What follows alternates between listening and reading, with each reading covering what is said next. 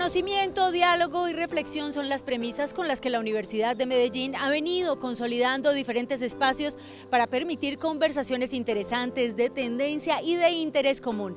Precisamente uno de estos espacios es este, un campus vivo para vivir el futuro, el magazine de la Universidad de Medellín. Así que bienvenidos a todos los que están conectados con nosotros.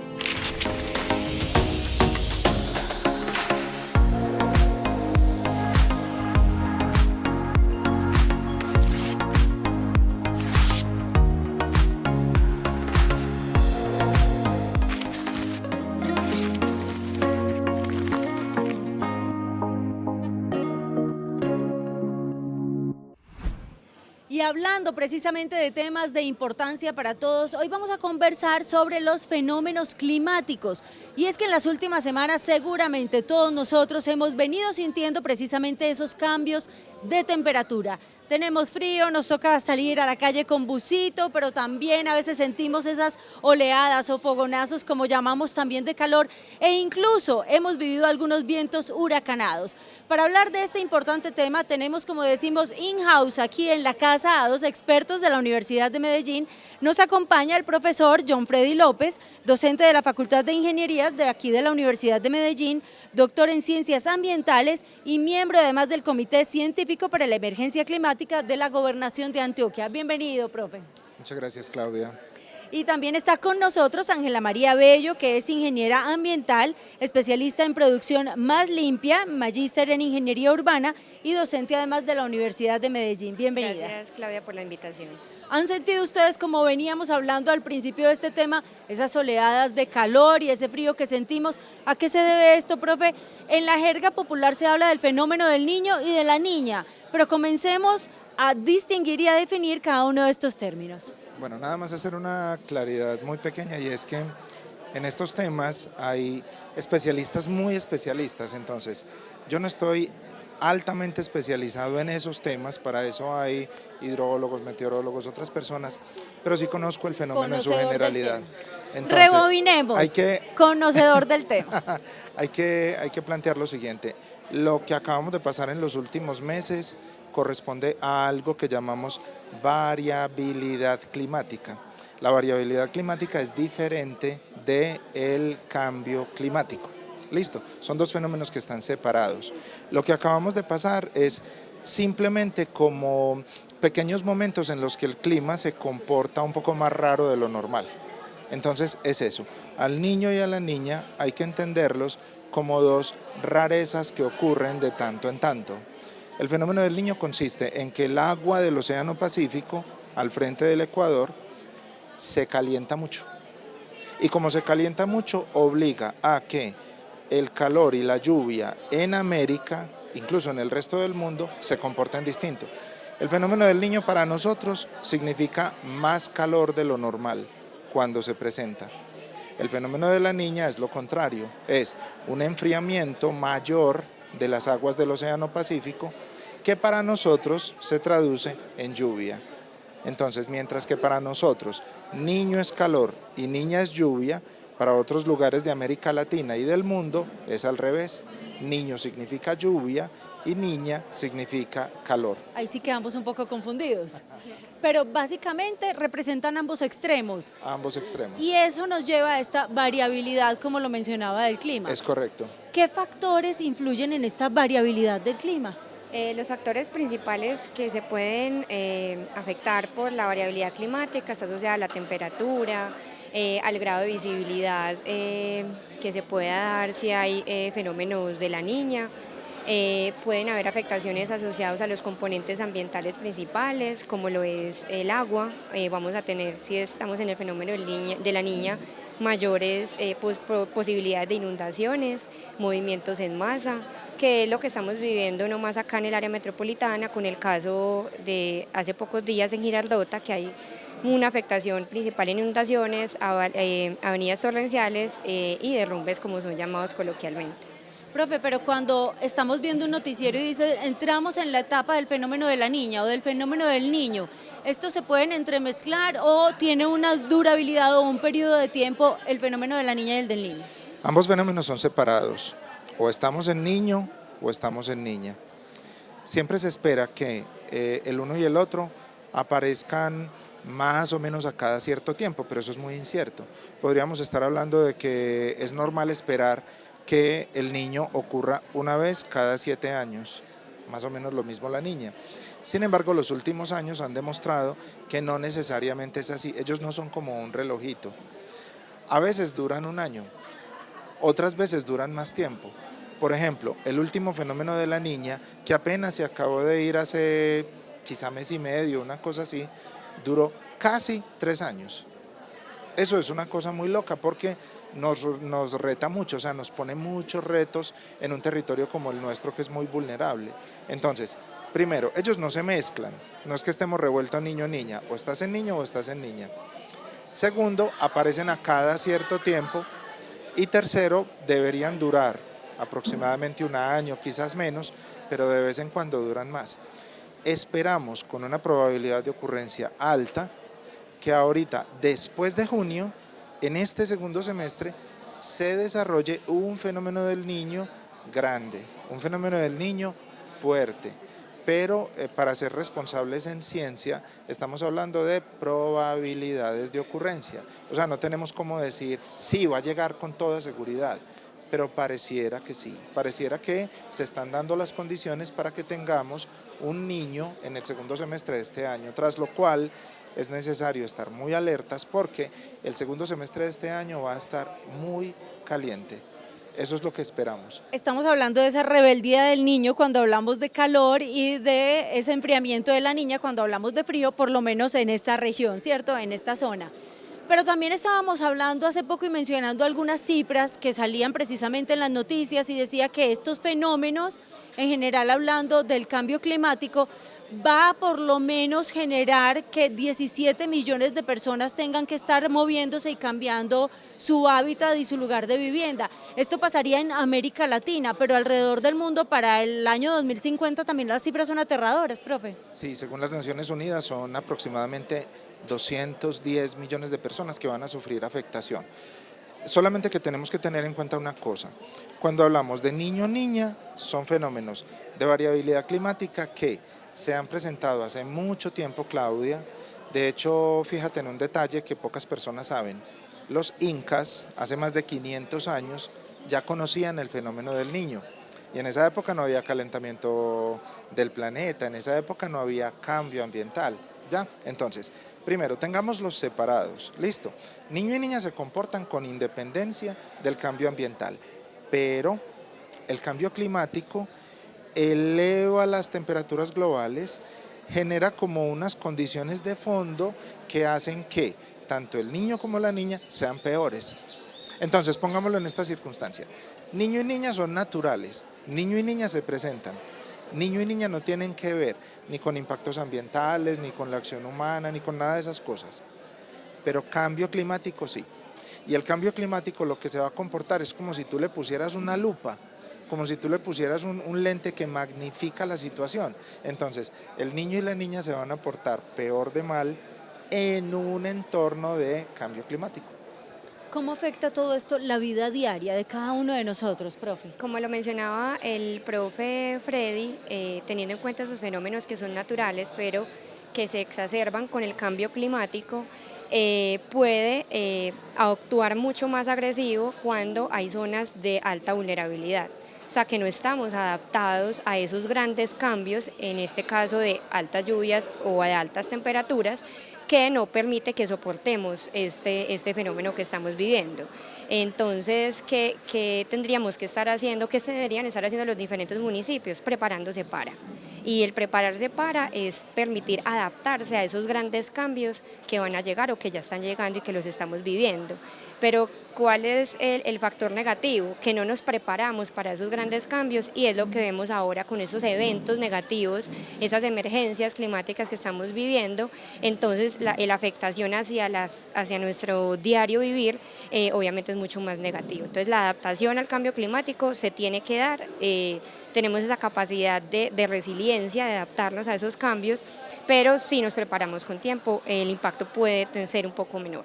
Lo decimos nosotros y también lo ha dicho el IDAM, porque según el IDAM precisamente los fenómenos meteorológicos son la causa de la mayor señal de variabilidad climática, lo que se conoce entonces como cambio climático. Estos fenómenos del clima del niño, de la niña, como lo veníamos mencionando, pueden llegar a ser extremos y se reflejan en estas oleadas de calor o frío o en estas torrenciales aguaceros que hemos venido sufriendo.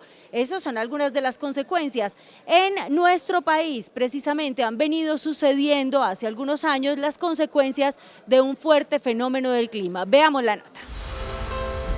Hola, hola, mi nombre es Mariana Posada Londoño, estudiante de Comunicación y Relaciones Corporativas de la Universidad de Medellín. Les cuento que hoy los estaré acompañando en la presentación de este programa. Entre el 2 de marzo de 1992 y hasta el 7 de febrero de 1993, en el país se tomaron medidas de racionamiento nunca antes vista. Y es que Colombia atravesó por una fuerte crisis energética provocada por el fenómeno del Niño. Buenas noticias. Reducción de un 40% en el racionamiento de energía decidió hoy el Comité Directivo del Sector Eléctrico. De 8 horas en promedio, pasaremos a 5 horas y media diarias. Por ello, el gobierno anunció múltiples cortes de luz eléctrica, con una duración indeterminada, que terminó alargándose por 11 meses. También se tomó la decisión de adelantar 1 hora los relojes del país, medida que duró 9 meses. Todo lo anterior fue consecuencia del impacto de un fenómeno climático en nuestro país.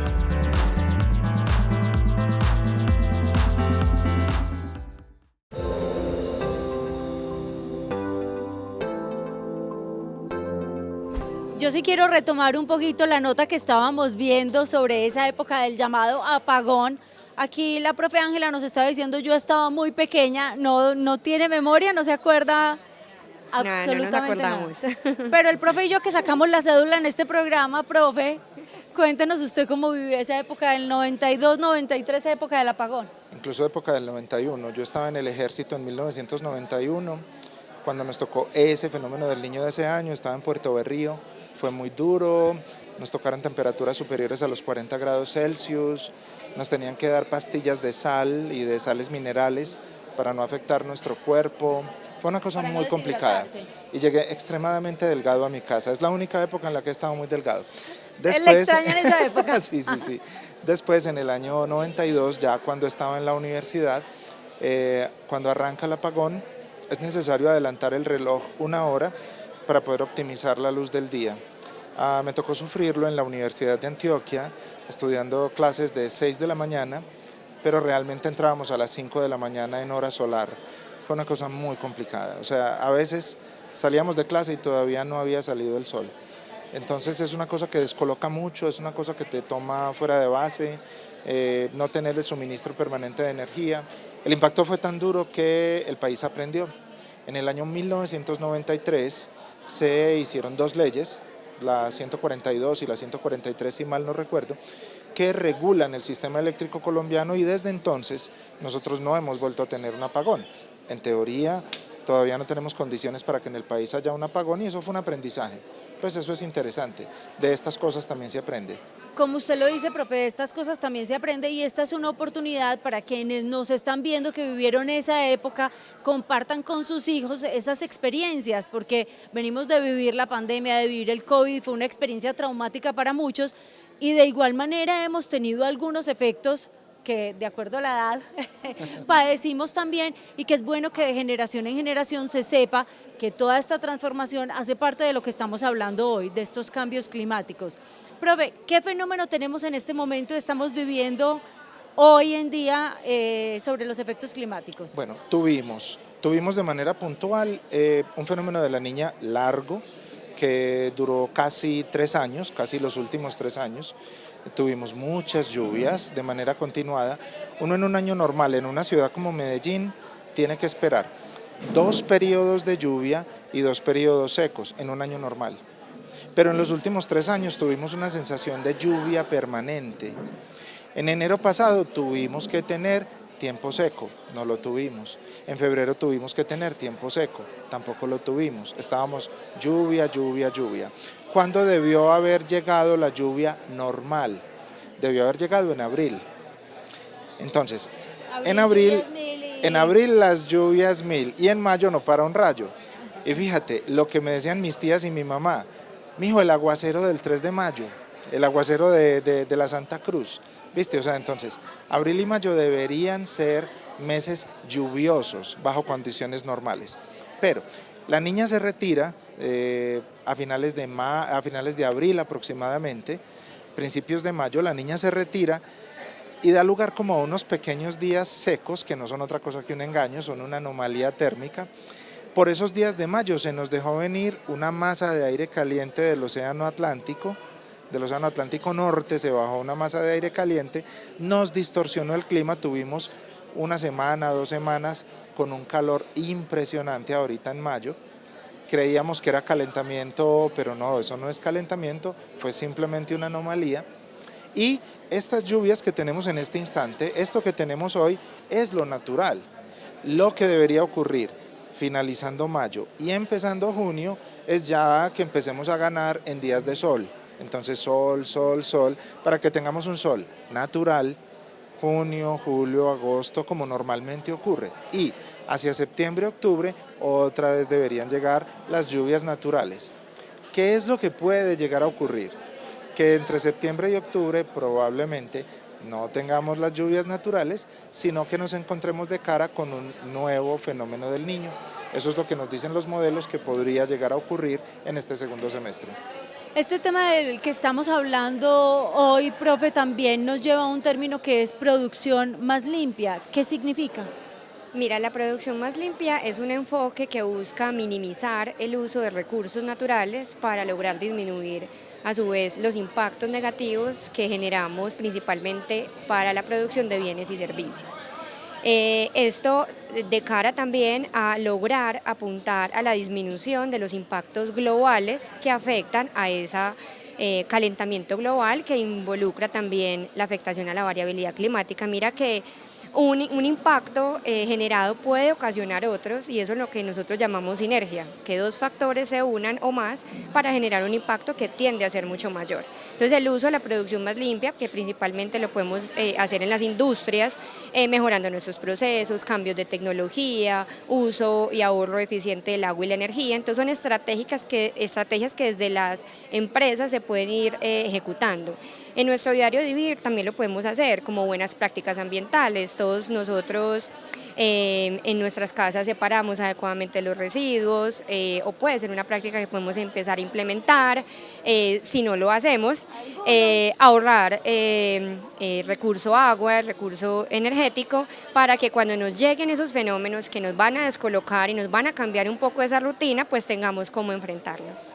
Pues usted habla de enfrentarlos y precisamente la nota a la que le vamos a dar paso tiene que ver con eso, con la opinión de los estudiantes y de la comunidad académica aquí en la Universidad de Medellín, si saben o no cómo enfrentar una de estas posiciones de las que hemos venido hablando. Veamos la nota y después regresamos para continuar hablando de buenas prácticas o malas prácticas con las que estamos implementando o contribuyendo o no a estos fenómenos climatológicos. Con respecto al tema que han tratado los expertos durante el programa, le preguntamos a los estudiantes qué harían en una situación de racionamiento de agua, energía y gas por causa del impacto de un fenómeno climático. Y esto fue lo que nos respondieron. Yo creo que en dado caso pues empezaría a ahorrar recursos de la mejor manera posible y utilizaría nada más este tipo de recursos en los momentos más imprescindibles de mi día a día. Yo creo que más que todo utilizaría los recursos cuando se vea la necesidad. Optimizaría los recursos para gastar como la menos cantidad posible. Para mí ha sido un honor acompañarlos y nos vemos en una próxima. ¡Chao!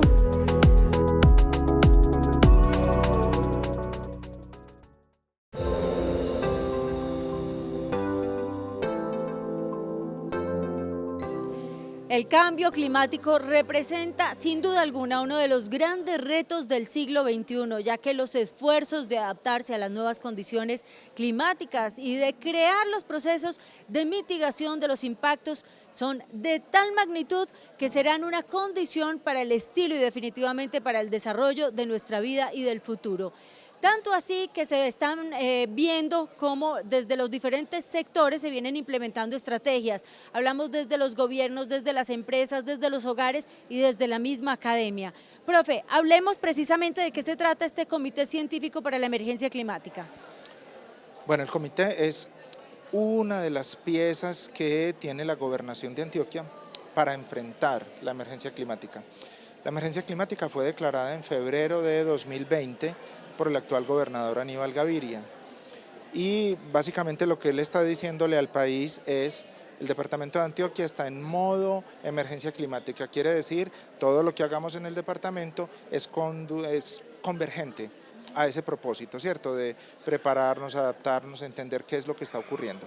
Entonces, en realidad, el comité científico es como un órgano de científicos y de personas dedicadas a la academia que le hablan y que dialogan con diferentes sectores, por ejemplo, con la Gobernación de Antioquia, con otros sectores académicos, con sectores privados, para ir dando luces, para ir dando sugerencias, para ir dando opiniones calificadas sobre cómo vamos.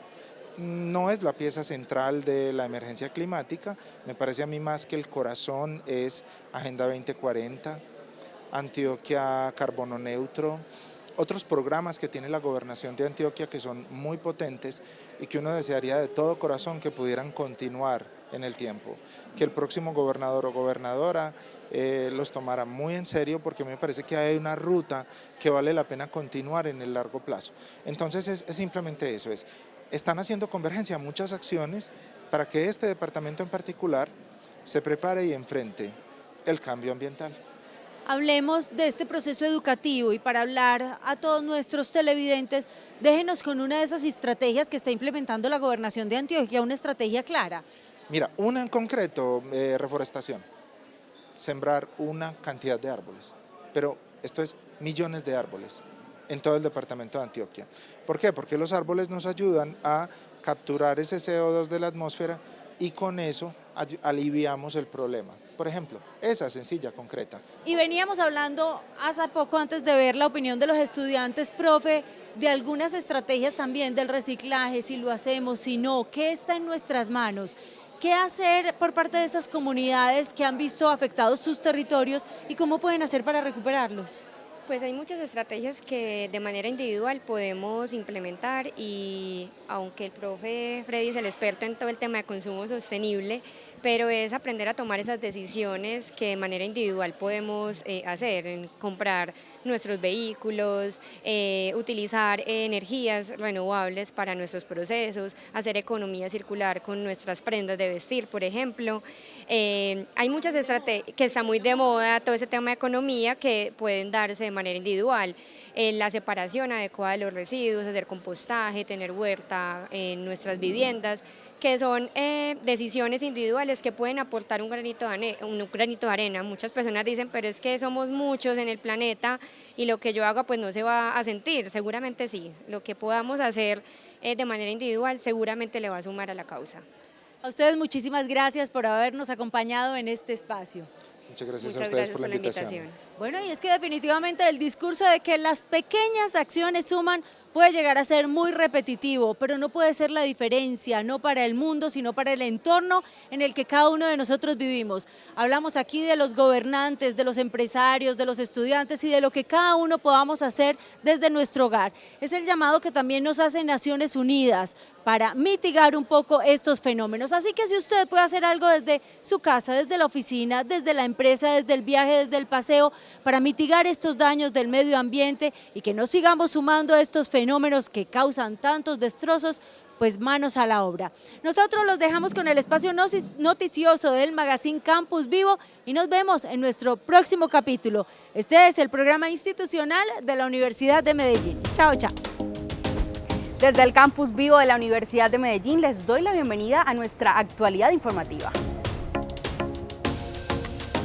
Hasta el próximo 5 de junio hay plazo para enviar los proyectos de investigación que se presentarán durante el Congreso Anual de la Red de Investigadores de Economía. mercados laborales, capital humano, igualdad de oportunidades, formalización y transformación productiva. El evento, que se desarrollará en octubre a través de una alianza entre la Universidad de Medellín y dicha red, reunirá a expertos académicos, investigadores y responsables de la formulación de políticas. Valentina Zapata Machado, estudiante de Diseño y Gestión de la Moda y el Textil de la Universidad de Medellín y múltiple campeona nacional, obtuvo una medalla de bronce en los Panamericanos de Karate Do en la categoría de mayores, que tuvieron lugar en Costa Rica entre el 25 y 27 de mayo. Con este resultado, Valentina logró clasificar a los Juegos Panamericanos Santiago 2023. La U de Medellín abre sus puertas a los más pequeños. Para los apasionados por las artes, las manualidades y los deportes, ofrecemos las vacaciones recreativas organizadas por el Grupo de Fomento para niños y niñas entre los 4 y los 12 años. Estas se desarrollarán entre el 13 y el 17 de junio con inscripciones abiertas hasta el próximo 8 de junio. Y para quienes prefieren una experiencia natural, la mejor opción es De la Huerta a Nuestra Mesa. Ambas ofertas tienen cupo limitado. Más información en el código en pantalla.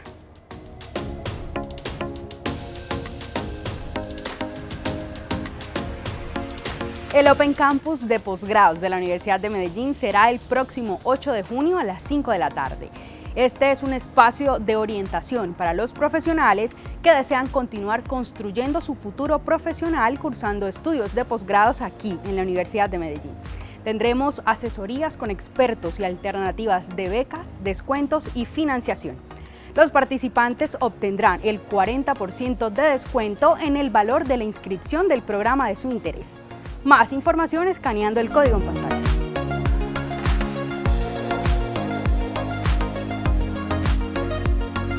Me despido desde el Campus Vivo de la Universidad, pero los espero en una próxima emisión con mucho más.